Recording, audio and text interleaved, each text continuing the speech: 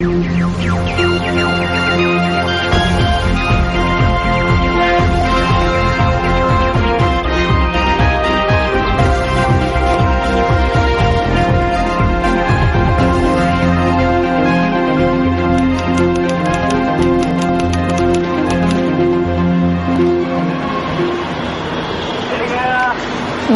இது நியூஸ் ஃபர்ஸ்டின் 8 மணி பிரதான செய்தி. உங்களுடன் இணைந்து கொள்ளும் நான் சந்திரிகா ஆறுமுகம். இன்றைய விரிவான செய்திகளுக்கு செல்லும் முன்னர் முதலில் தலைப்புச் செய்திகள்.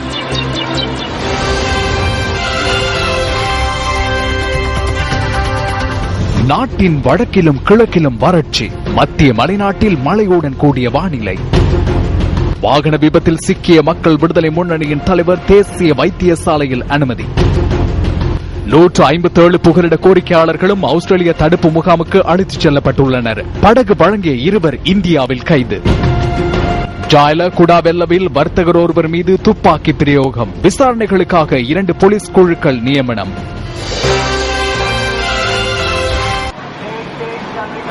நாட்டின் வடக்கு மற்றும் கிழக்கு பகுதிகளில் நிலவும் வறட்சியுடனான வானிலை காரணமாக அந்த பகுதிகளில் உள்ள மக்கள் பெரும் அசௌகரியங்களை எதிர்நோக்கி வருகின்றனர்.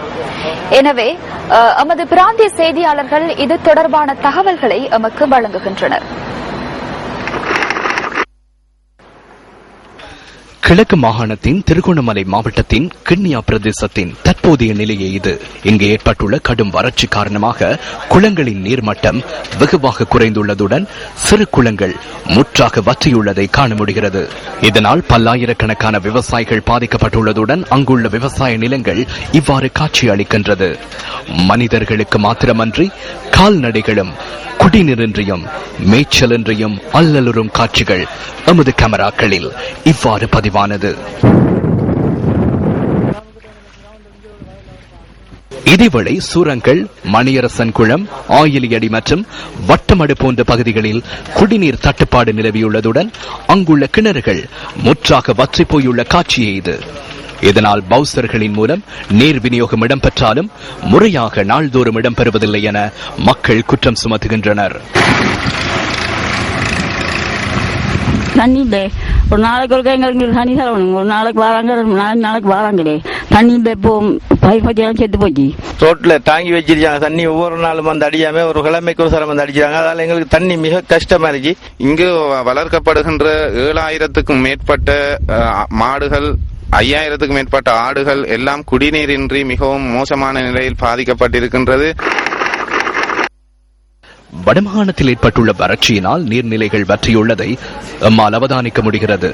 இதனால் குடிநீர் தட்டுப்பாடு நிலவுவதுடன் விவசாய நடவடிக்கைகள் மற்றும் நன்னீர் மீன்பிடி நடவடிக்கைகளும் பாதிக்கப்பட்டுள்ளன. கிளிநொச்சி மாவட்டத்தின் இரணைமடு குளம் இவ்வாறு காட்சியளிக்கிறது. இரணைமடு குளத்தில் தற்போது 11 அடி வரையிலேயே நீர்மட்டம் காணப்படுகிறது. இரணைமடு குளத்திற்கு அருகில் உள்ள கனகாம்பிகை குளம் வற்றி பாலைவனம் போன்றோ காட்சியளிக்கிறது.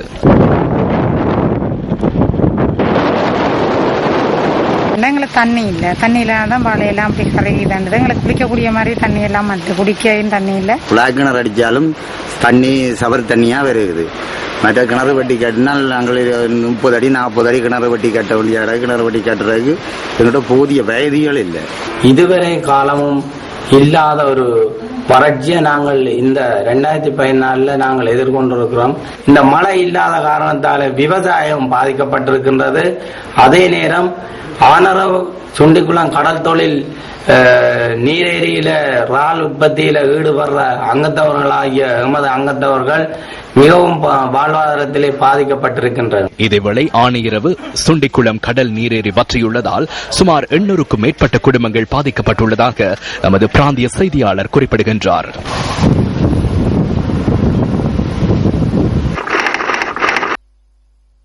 முல்லைத்தீவு மாவட்டத்திலும் கடும் வறட்சி நிலவுகிறது. முல்லைத்தீவு மாவட்டத்தின் பெரும்பாலான குளங்கள் முற்றாக வற்றியுள்ளதுடன் சில குளங்களின் நீர்மட்டம் வெகுவாக குறைவடைந்துள்ளது. வறட்சியினால் விவசாய காணிகளில் பயிர்ச்செய்கை மேற்கொள்ளப்படாதுள்ளதுடன் செய்கை பண்ணப்பட்ட இடங்களில் பயிர்கள் கருகிய நிலையில் காணப்படுவதை நம்மால் அவதானிக்க முடிகிறது. இதேவேளை பிரதேசத்தில் கிணறுகள் வற்றியுள்ளதால் குடிநீர் தட்டுப்பாடு ஏற்பட்டுள்ளது. பிரதேச சபைகளினால் நீர்த்தாங்கிகள் வைக்கப்பட்டு நீர் விநியோகிக்கப்படுகின்ற போதிலும் மக்களின் நீர் தேவை முழுமையாக பூர்த்தி செய்யப்படவில்லை என எமது பிராந்திய செய்தியாளர் குறிப்பிடுகின்றார். முல்லைத்தீவிலும் கால்நடைகள் குடிநீரின்றி அல்லலுறுவதை எம்மால் அவதானிக்க முடிகிறது. நாட்டின் பல பகுதிகள் வறட்சியினால் பாதிக்கப்படும் அதேவேளை மத்திய மலைநாடும் அதனை அண்மித்த ஏனைய பகுதிகளிலும் இடைக்கிடை மழை பெய்து வருகின்றது. நுவரெலியா மாவட்டத்தில் கடும் பனிமூட்டம் நிலவுகின்றது. இன்று பகல் வரை வீதிகளில் போக்குவரத்தில் ஈடுபடுவது கடினமாக காணப்பட்டது. பல பகுதிகளில் இன்று காலை கடும் பனிமூட்டம் நிலவியது.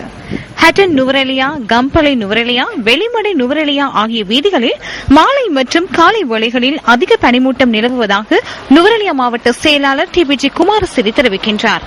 இந்த வீதிகளை பயன்படுத்துவோர் மிகுந்த அவதானத்துடன் செயற்படுமாறு வேண்டுகோள் விடுக்கப்பட்டுள்ளது. அத்துடன் ஹட்டன் நகரை அண்மித்த பகுதிகளிலும் இன்று காலை அதிக பனிமூட்டம் நிலவியதுடன் மழையும் பெய்துள்ளது. பனிமூட்டத்தினால் அப்பகுதி மக்கள் பெரும் அசௌகரியங்களை எதிர்நோக்கியுள்ளதாக எமது பிராந்திய செய்தியாளர் தெரிவித்தார். இதேவேளை மத்திய மலைநாட்டில் இடைக்கிடையே மணித்தியாலத்திற்கு 60 கிலோமீட்டர் வேகத்தில் காற்று வீசக்கூடும் என வளிமண்டலவியல் திணைக்களம் சுட்டிக்காட்டுகின்றது.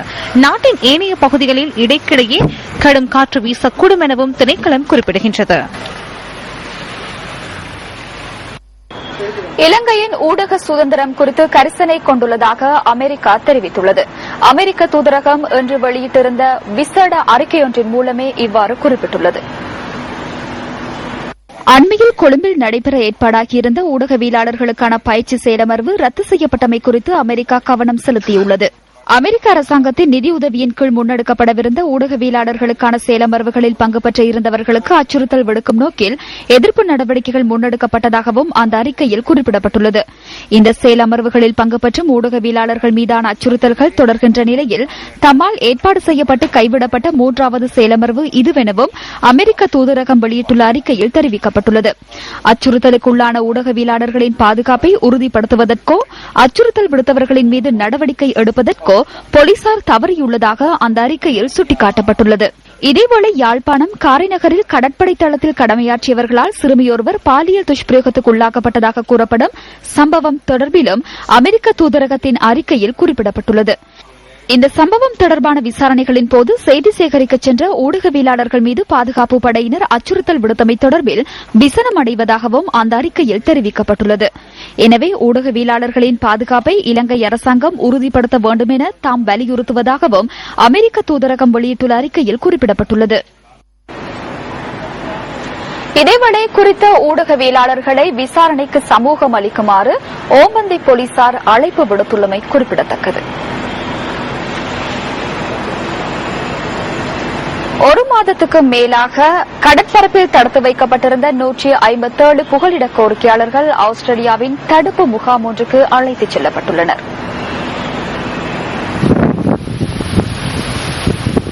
ஆஸ்திரேலிய அதிகாரிகளால் இடைமறிக்கப்பட்ட படகு ஒன்றில் இருந்த குறித்த புகலிட கோரிக்கையாளர்கள் ஆஸ்திரேலிய சுங்கத்திற்கு சொந்தமான கப்பல் ஒன்றில் சில வாரங்களாக தடுத்து வைக்கப்பட்டிருந்தனர். இந்த நிலையில் அவர்கள் தற்போது மேற்கு ஆஸ்திரேலியாவில் உள்ள தடுப்பு முகாம் ஒன்றுக்கு கொண்டு செல்லப்பட்டுள்ளதாக ஆஸ்திரேலிய அரசு அதிகாரிகள் இன்று தெரிவித்துள்ளனர். குறித்த புகலிட கோரிக்கையாளர்களை ஏற்றிய படகு தென்னிந்தியாவின் புதுச்சேரியிலிருந்து ஆஸ்திரேலியாவுக்கு பயணத்தை ஆரம்பித்திருந்தது. குறித்த படகில் இலங்கையின் தமிழ் அகதிகள் இருப்பதாக ஏற்கனவே செய்திகள் வெளியாகியிருந்தன. 7 மாதங்களுக்கு பின்னர் முதற் தடவையாக ஆஸ்திரேலியாவில் உள்ள தடுப்பு முகாம் ஒன்றுக்கு புகலிட கோரிக்கையாளர்கள் அழைத்துச் செல்லப்பட்டதாக சர்வதேச ஊடகங்கள் செய்தி வெளியிட்டுள்ளன. These people have come from the safe country of India. They haven't come from Sri Lanka. இவர்கள் இந்தியா, ஆப்கானிஸ்தான் ஆகிய நாடுகளிலிருந்து வரவில்லை. இவர்கள் பொருளாதார புகலிட கோரிக்கையாளர்களாகவே வந்துள்ளனர். Is nothing more than an economic migration seeking to illegally enter Australia. இதேவேளை புகலிட கோரிக்கையாளர்களை சந்தித்து விசாரணை நடத்துவதற்கு இந்திய தூதரக அதிகாரிகளுக்கு ஆஸ்திரேலியா அனுமதி வழங்கியுள்ளது.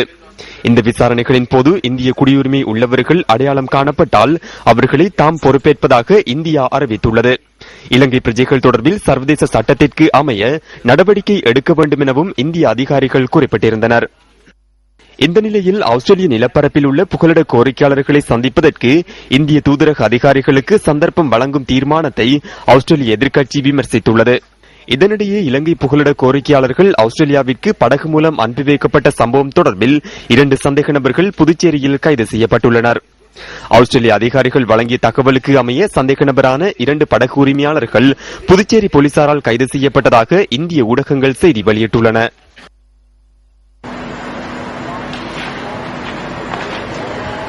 இலங்கையில் தடுத்து வைக்கப்பட்டுள்ள படகுகளை மீட்டுத் தருமாறும் மேலும் பல கோரிக்கைகளை முன்வைத்து தமிழக மீனவர்கள் இன்று ஆர்ப்பாட்டத்தில் ஈடுபட்டனர். வேலைநிறுத்த போராட்டத்தில் ஈடுபட்டுள்ள ராமேஸ்வரம் மீனவர்களும் தமிழகத்தின் கரையோர மீனவர்களும் ராமேஸ்வரத்தில் இன்று ஆர்ப்பாட்டத்தில் ஈடுபட்டதாக அங்கிருக்கும் எமது செய்தியாளர் தெரிவித்தார். இலங்கையில் தடுத்து வைக்கப்பட்டுள்ள 56 மீனவ படகுகளை மீட்டு தருமாறும் இலங்கையில் கைது செய்யப்பட்டுள்ள தமிழக மீனவர்களை விடுதலை செய்யுமாறும் தமது பாரம்பரிய மீன்பிடி தொழிலில் ஈடுபடுவதற்கான வசதிகளை ஏற்படுத்தி தருமாறு வலியுறுத்தி ராமேஸ்வரம் உள்ளிட்ட தமிழகத்தின் கரையோர பகுதி மீனவர்கள் இந்த ஆர்ப்பாட்டத்தை முன்னெடுத்துள்ளனர். ராமேஸ்வரம் மீனவர்களினால் கடந்த 24ஆம் தேதி ஆரம்பிக்கப்பட்ட கால வரையறையற்ற வேலை நிறுத்த போராட்டத்தின் ஒரு அங்கமாகவே இன்றைய தினம் ராமநாதபுரத்தில் ஆர்ப்பாட்டம் ஒன்று முன்னெடுக்கப்பட்டுள்ளது. ராமேஸ்வரம் மீனவர்களின் ஆர்ப்பாட்டத்திற்கு ஒத்துழைப்புகளை வழங்கும் வகையில் மண்டபம் மற்றும் பாம்பன் பகுதி மீனவர்களும் இந்த ஆர்ப்பாட்டத்தில் கலந்து கொண்டிருந்ததாக எமது செய்தியாளர் குறிப்பிட்டார். தமிழகத்தின் கரையோர பகுதிகளைச் சேர்ந்த சுமார் 1000த்திற்கும் அதிகமான மீனவர்கள் இன்றைய ஆர்ப்பாட்டத்தில் பங்கேற்றதாகவும் அவர் தெரிவித்தார். தமிழக மீனவர்கள் மீன்பிடி நடவடிக்கைகளின் போது எதிர்கொள்கின்ற பிரச்சினைகள் தொடர்பில் மத்திய மற்றும் மாநில அரசாங்கங்கள் கவனம் செலுத்த வேண்டும் என ஆர்ப்பாட்டக்காரர்களினால் கோஷங்கள் எழுப்பப்பட்டுள்ளன. இதேவேளை கால வரையறையற்ற வேலை நிறுத்த போராட்டத்தில் ஈடுபட்டுள்ள ராமேஸ்வரம் உள்ளிட்ட கரையோர பகுதி மீனவர்கள் மாவட்ட ஆட்சியாளரிடம் தமது படகுகளின் ஆவணங்களை இன்று மாலை கையளிக்க சென்ற போதிலும் ஆவணங்களை கையேற்க மாவட்ட ஆட்சியாளர் நந்தகுமார் மறுப்பு தெரிவித்துள்ளதாக எமது செய்தியாளர் கூறினார். மீனவர்கள் மற்றும் படகுகளை விடுவிக்க நடவடிக்கை எடுக்கப்படும் என உறுதியளித்த மாவட்ட ஆட்சியாளர் போராட்டத்தை கைவிடுமாறு மீனவர்களிடம் கேட்டுக் கொண்டுள்ளார். மாவட்ட ஆட்சியாளரினால் விடுக்கப்பட்ட வேண்டுகோளை அடுத்து படகுகளில் ஆவணங்களை கையளிக்கும் போராட்டத்தை கைவிடுவதற்கு ராமேஸ்வரம் உள்ளிட்ட தமிழக கரையோர பகுதி மீனவர்கள் இணக்கம் தெரிவித்துள்ளனர். எனினும் திட்டமிட்ட வகையில் படகுகளில் வெள்ளை கொடிகளை ஏந்தியவாறு கச்சத்தீவு நோக்கி வருகை தந்து இலங்கை ராணுவத்தினரிடம் சரணடையும் போராட்டத்தை தாம் கைவிடப் போவது இல்லை என மீனவர்கள் அறிவித்துள்ளனர்.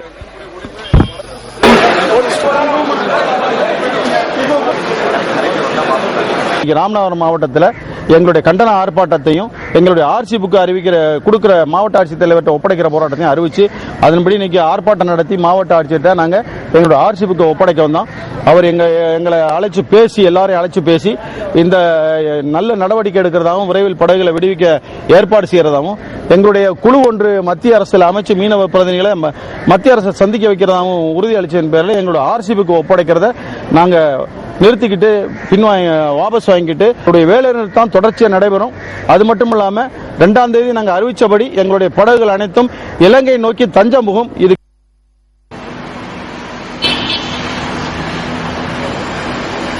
விபத்துக்குள்ளாகிய மக்கள் விடுதலை முன்னணியின் தலைவர் அனுரகுமார திசாநாயக்க தேசிய வைத்தியசாலையின் அவசர சிகிச்சை பிரிவில் இன்று பிற்பகல் அனுமதிக்கப்பட்டார். அவரது உடல்நிலை குறித்து கவலையடைய தேவையில்லை என வைத்தியசாலையின் பணிப்பாளர் டாக்டர் அனில் ஜாசிங்க தெரிவித்தார்.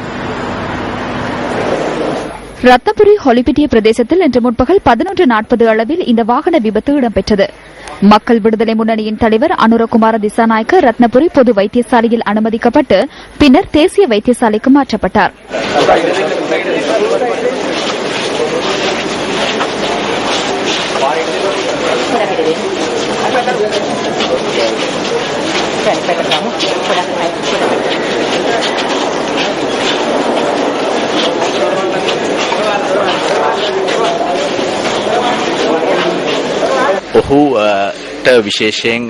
அவரின் நெஞ்சு பகுதியில் பாதிப்பு ஏற்பட்டுள்ளது. அவர் தற்போது தேறி வருகிறார்.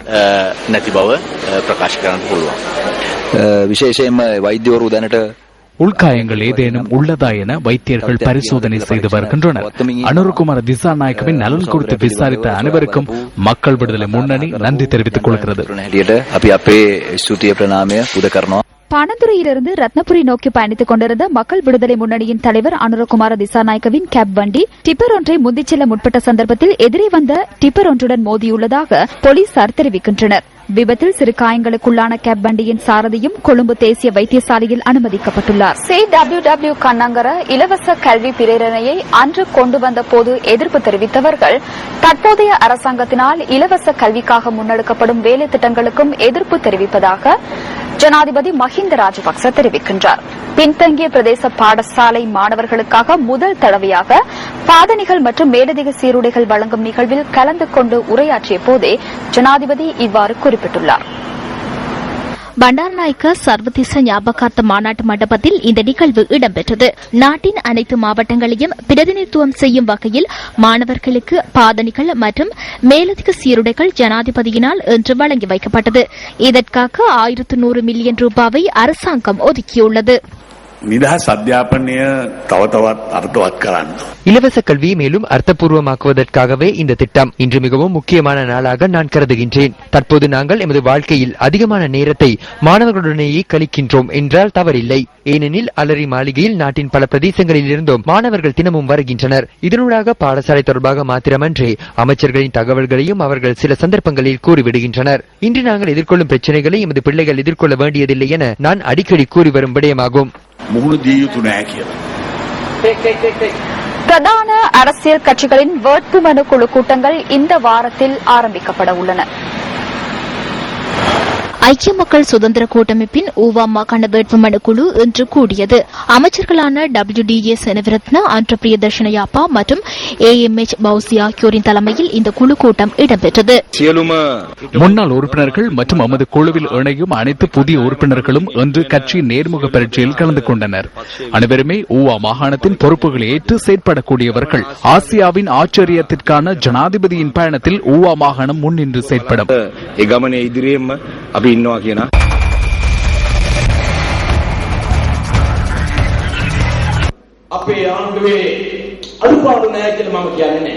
நமது அரசாங்கத்தில் குறைபாடுகள் இல்லை என நாம் கூறப்போவதில்லை. அதேபோன்று அமைச்சர்களுக்கு எதிராக குற்றச்சாட்டுகள் இல்லை என்றும் நான் கூறப்போவதில்லை. குற்றச்சாட்டுகள் இருக்கலாம். அவ்வாறு காணப்படுமாயின் அவற்றை வெளிப்படையாக கேட்க உங்களுக்கு உரிமை உள்ளது. நான் அமைச்சர் டாலஸ் அழகப்பெரும. எனது அமைச்சில் கொள்ளை அடிப்போரின் அல்லது அதேபோன்று அரசு சொத்துக்களை அனாவசியமாக பயன்படுத்துதல், அதேபோன்று சட்டவிரோத செயற்பாடுகள் முன்னெடுக்கப்படுமானால் எனது மாவட்ட மக்களுக்கு அதனை சுட்டிக்காட்ட உரிமை உள்ளது.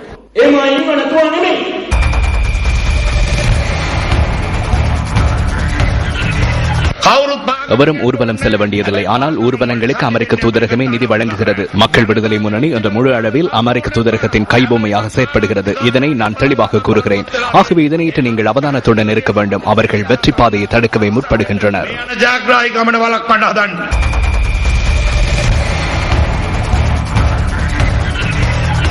பொருட்களை வழங்கினால் பெற்றுக் கொள்ளுங்கள். தகரம் மற்றும் ஆடைகளை வழங்கினாலும் பெற்றுக் கொள்ளுங்கள். எதனை கொடுத்தாலும் அவற்றை பெற்றுக் கொள்ளுங்கள். ஏனெனில் அவை உங்களுக்கு உரியவை. அவற்றை பெற்றுக்கொண்டு புதிய அரசியல் பயணத்தை ஆரம்பித்து எமது கடமையை நிறைவேற்றுவோம்.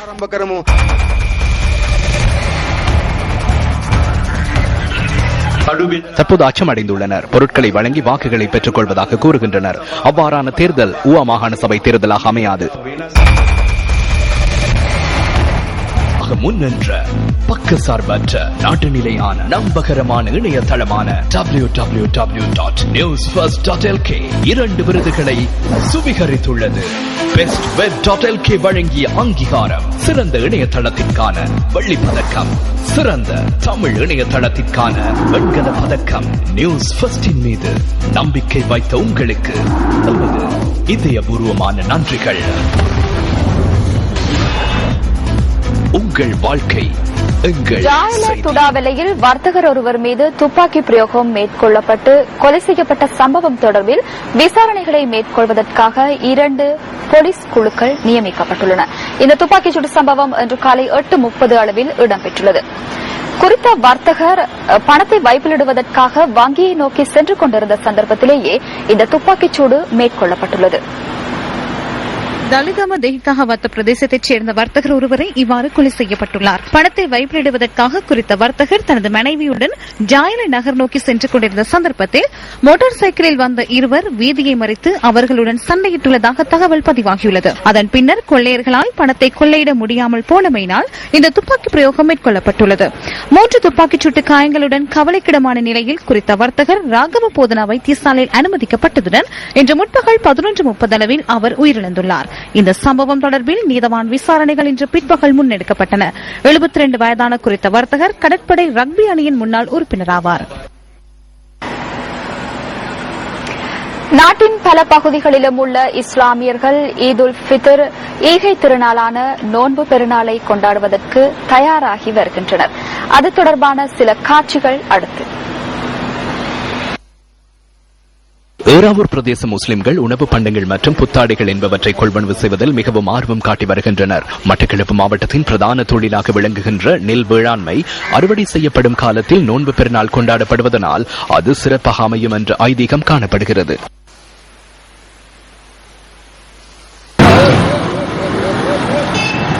புத்தளம் மாவட்டத்தில் உள்ள முஸ்லிம் மக்கள் பெருநாளை கொண்டாடுவதற்கான நடவடிக்கைகளில் ஈடுபட்டுள்ளனர். முஸ்லிம் மக்கள் செறிந்து வாழும் புத்தளம், கற்பிட்டி, மதுரங்குழி, முந்தல் மற்றும் மாதம்பை ஆகிய பகுதிகளில் உள்ள வர்த்தக நிலையங்களில் பெருநாள் வியாபாரம் களை கட்டியுள்ளதாக வர்த்தகர்கள் தெரிவிக்கின்றனர். அத்துடன் புத்தளம் மாவட்டத்தில் ஆர்வத்துடன் புத்தாடை மற்றும் உணவுப் பொருட்களை கொள்வனவு செய்து வருவதை காணக்கூடியதாக உள்ளது.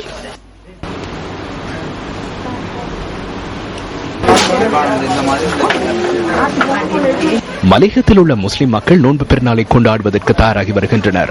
ஹட்டன் நகரில் முஸ்லிம் மக்கள் பெருநாளுக்கு தேவையான பொருட்களை ஆர்வத்துடன் கொள்வனவு செய்யும் காட்சிகள் நமது கேமராவில் இவ்வாறு பதிவானது.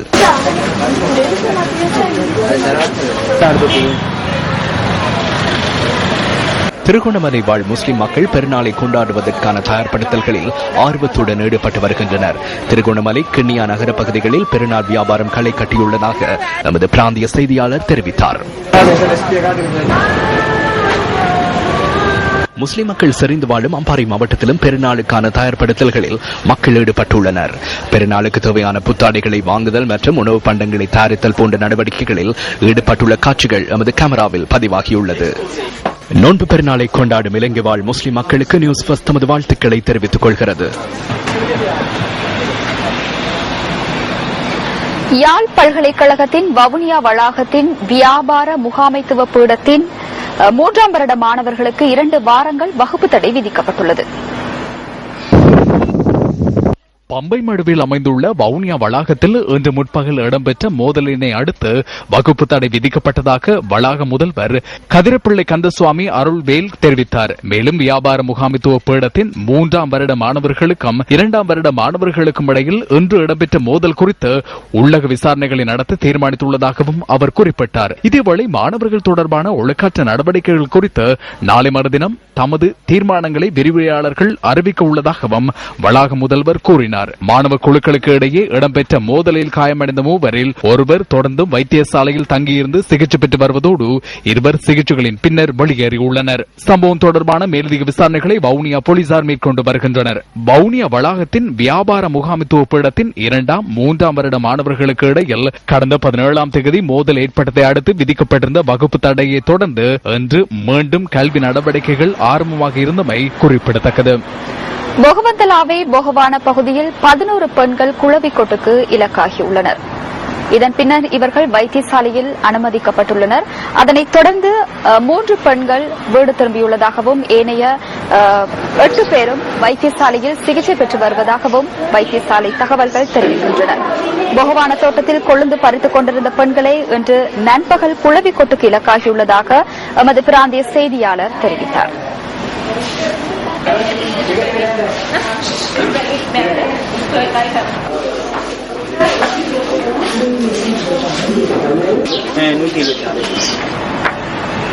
நீங்கள் இணைந்திருப்பது நியூஸ் ஃபர்ஸ்டின் பிரதான செய்தியோடு. நுகர்வோர் விவகார அதிகார சபைக்கு கீழ் உள்ள உணவகங்களின் தரம் குறித்து தாம் திருப்தி அடையவில்லை என உணவக உரிமையாளர்கள் சங்கம் குற்றம் சாட்டியுள்ளது. கொழும்பில் நடைபெற்ற ஊடகவியலாளர் சந்திப்பின் போதே இந்த குற்றச்சாட்டு முன்வைக்கப்பட்டுள்ளது. எனினும் இவ்வாறு வெளியிடப்படுகின்ற குற்றச்சாட்டை தாம் நிராகரிப்பதாக நுகர்வோர் விவகார அதிகார சபை தெரிவிக்கின்றது.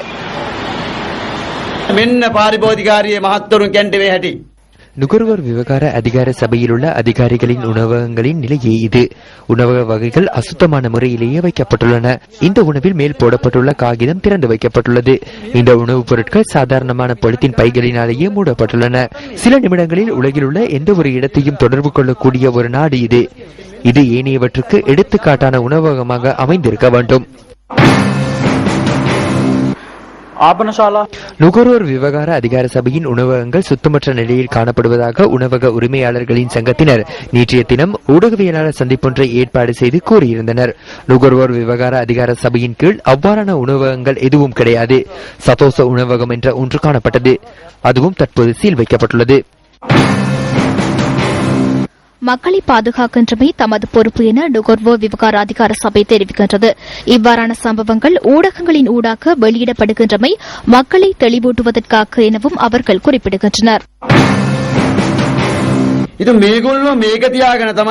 இவர்கள் இவ்வாறான நிலைமையில் வைத்துக் கொண்டே 6 மாதங்களுக்கு ஒருமுறை அப்பாவி மக்களை சுற்றி வளைக்கின்றனர், போலியான பிரசாரங்களை மேற்கொள்கின்றனர்.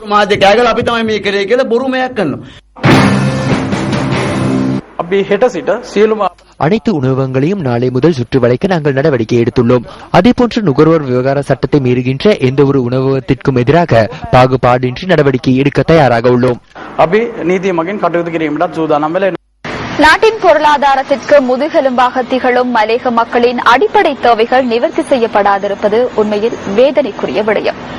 குடியிருப்பு, குடிநீர் போன்ற விடயங்கள் இதுவரையில் பூர்த்தி செய்யப்படாமல் இருக்கும் ஒரு பெருந்தோட்ட மக்களின் கதையை அடுத்து மாத்தறை மாவட்டம் தெனியாய பிரதேசத்தில் அமைந்துள்ளது அனிக்கந்த தோட்டம். தெனியாய நகரத்திலிருந்து சுமார் 6 கிலோமீட்டர் தூரத்தில் அமைந்துள்ளது காம்பரா லயன் குடியிருப்பு. நீரூற்றுக்களின் பிறப்பிடமாக கொண்ட மலையகத்தில் குடிநீர் இல்லாத பிரச்சினை இந்த பெருந்தோட்ட மக்களையும் விட்டு வைக்கவில்லை. இதனால் குடிநீரை பெறுவதில் இந்த கிராமத்தவர்கள் பல்வேறு அசௌகரியங்களுக்கு முகம் கொடுத்து வருகின்றனர். நாங்க ரொம்ப வறுமையில வாழ்றவங்க. எங்களுக்கு இந்த இடத்துல இருக்க ரொம்ப கஷ்டமாவும் இருக்குது. எங்களுக்கு பாடசாலைக்கு போக வரவும் ரொம்ப கஷ்டமா இருக்குது.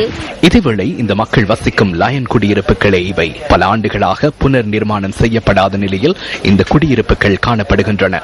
அவற்றின் கூரைகள் சேதமடைந்த நிலையில் காணப்படுவதுடன் சுவர்களும் வெடித்த நிலையில் காணப்படுகின்றன.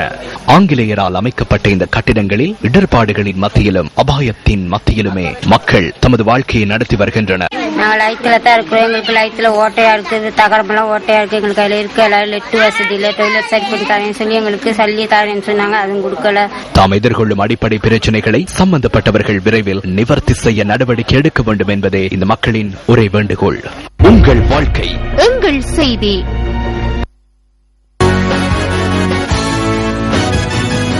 கிளாஸ்கோவில் நடைபெற்று வரும் பொதுநலவாய விளையாட்டு விழாவின் இன்றைய போட்டியில் இலங்கையின் குத்துச்சண்டை வீரர் மஞ்சு வன்னியாராச்சி 56 கிலோகிராம் எடை பிரிவில் இன்றைய தினம் களமிறங்கியிருந்தார். அவர் இறுதி 16 பேரை கொண்ட சுற்றிலேயே தமது திறமையை வெளிப்படுத்தியிருந்தார்.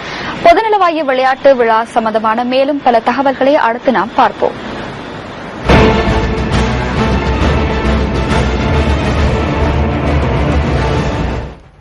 ஸ்காட்லாந்தின் கிளாஸ்கோவில் நடைபெற்று வரும் பொதுநலவாய விளையாட்டு விழாவில் அணிக்கு 7 கொண்ட இலங்கை ரக்பி அணி இம்முறை டி பிரிவின் கீழ் போட்டியிட்டது.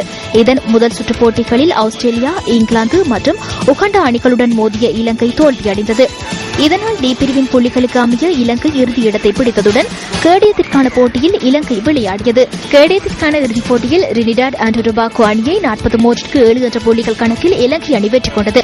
அணிக்கு 7 கொண்ட ரக்பி போட்டியில் தென்னாப்பிரிக்கா தங்கப்பதக்கம் வென்றது. நியூசிலாந்து வெள்ளிப்பதக்கத்தையும் ஆஸ்திரேலியா வெண்கலப் பதக்கத்தையும் வென்றது. புனித ரமலான் பண்டிகையை கொண்டாட உள்ள இலங்கை வாழ் இஸ்லாமியர்களுக்கு நியூஸ் ஃபர்ஸ்ட் முந்திய வாழ்த்துக்களை தெரிவித்துக் கொள்கின்றது. ஈத் முபாரக். இத்துடன் நியூஸ் ஃபர்ஸ்டின் 8 மணி பிரதான செய்தி நிறைவுக்கு வருகின்றது. வணக்கம்.